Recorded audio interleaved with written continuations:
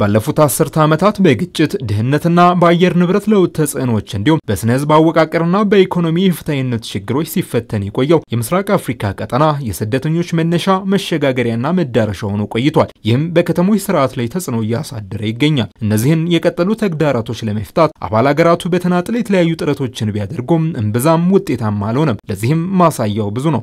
አሁን እውቀት ሀብትና ያሉ እድሎችን ደምሮ በቅንጅት በመስራት የስደት ተጽዕኖዎችን ለመክታት የሚደረጉ ጥረቶች ተጨባጭ ለውጥ እየታየባቸው መጥተዋል። እነዚህን ጥረቶች በተለያየ መልኩ እየደገፈ ያለው የምስራቅ አፍሪካ የልማት በይነ መንግስታት ባለስልጣን ወይንም ኢጋድ በአባል ሀገራቱ መካከል ትብብርን በማጎልበት በእውቀት ላይ የተመሰረተ ዘላቂ መፍትሄ ለማፈላለግ በማለም ባለድርሻ አካላትን በአንድ ጠረጴዛ ያሰባሰበ ሳይንሳዊ ጉባኤ ማካሄድ ጀምሯል። ጉባኤው ሁሉንም ተዋናዮች በአንድ ያገናኘ በመሆኑ ለስደተኞችና ተፈናቃዮች ጉዳይ የመፍትሄ ምክረ ሀሳቦች የሚቀርቡበት እንደሚሆን ታምኖበታል። ዩኒቨርሲቲዎችም እንዲሁም ከሌሎች ሀገራት ሜምበር ስቴቶች የመጡ ዩኒቨርሲቲዎች ተወካዮች አሉና የመንግስት አካላቶች አሉ፣ የከተማ ካንቲባዎች አሉ፣ ተጽዕኖ ራሱ በትክክል መግለጽ የሚችሉና ስለዚህ ይሄ ሁሉ ጋዘሪንግ ይሄ እዚህ የተሰበሰበ ሰው ማይግሬሽን እና በተለይ ህገወጥ ፍልሰትን ከማከላከል አንፃር ትክክለኛና ወሳኝ የሆነ የመፍትሄ ሀሳቦችን ያፈልቃሉ ብዬ አስባለሁ። ይሄ ጥናታዊ ኮንፈረንስ እንዳያችሁት ከዩኒቨርሲቲዎች አሉ፣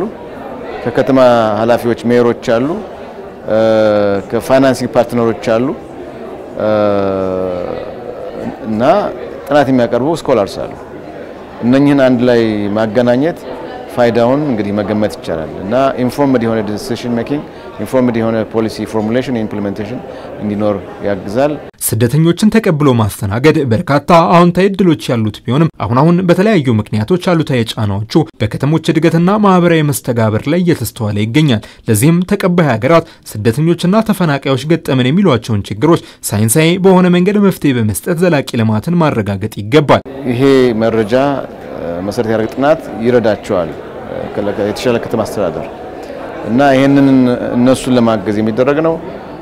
ላሉት ከተሞች ሳይሆን ወደፊትም ከተሞች እንደ አዲስ ሊፈጠሩ ይችላል። አርባናይዜሽን እያደገ የሚሄድ ነገር ነውና ወደፊት ይሄ ዲስፕሌስመንት ዝም ብሎ ተራ ስደተኞችን የማስተዳደር ጊዜያዊ አኗኗር ሳይሆን ራሳቸው አዳዲስ መንደሮችን አዳዲስ ከተማዎችን በተደራጀ መንገድ በቂ አቅርቦት ያለው ራሳቸውን ሰስቴን የሚያደርጉበት ሁኔታም እንዲያግዝ የሚያደርግ ነው። በተፈጥሮ ላይ የህዝብ አኗኗር ላይ ማህበራዊ ኢኮኖሚያዊ ላይ ያው ከህዝቡ ጋር ስደተኛ ተቀላቅለው ስለምኖር በተወሰኑ መልኩ ጫናዎች አሉ። በተለይ በአሁኑ ሰዓት ሪሶርስ ከማጠሩ ጋር ቻሌንጅ ቢያጋጥመንም ግን ስደተኛ ሁሌ ችግር ብቻ አይደለም እድልም ነው።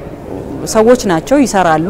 የተሻለ አማራጭ ካገኙ የተሻለ ድጋፍ ካገኙ በተለይ ሀብት ፕሮጀክቶች በዓለም አቀፉ ማህበረሰብ በኩል ሪሶርስ ተገኝቶ ሲመጡ የኛ ማህበረሰብም አብሮ ተጠቃሚ ይሆናል። ኢጋድ የስደተኞችን ተጠቃሚነት ለማረጋገጥ በቀጣናው ሀገራት እየተከናወኑ ላሉ ስራዎች የሚያደርገውን ድጋፍ አጠናክሮ ይቀጥላል። አባላት ሀገሮችን ጥረት መደገፍ ስለሆነኛ ዋና ዓላማ አባል ሀገሮቻችን ከዚህ መድረክ ተጠቃሚ እንዲሆንና የተሻለ የከተማ አስተዳደር የተሻለ አርባናይዜሽን እንዲኖር ማገዝ ነው። ኢጋድ ከኢትዮጵያ ጋር በቅርብ ነው ምሰራ እንዲሁም በከኛ ተቋም ጋርም ከስደተኞችና ተመላሾች ጋር በርካታ ፕሮጀክቶች በኢጋድ የሚደገፉ የሚተገበሩ አሉ።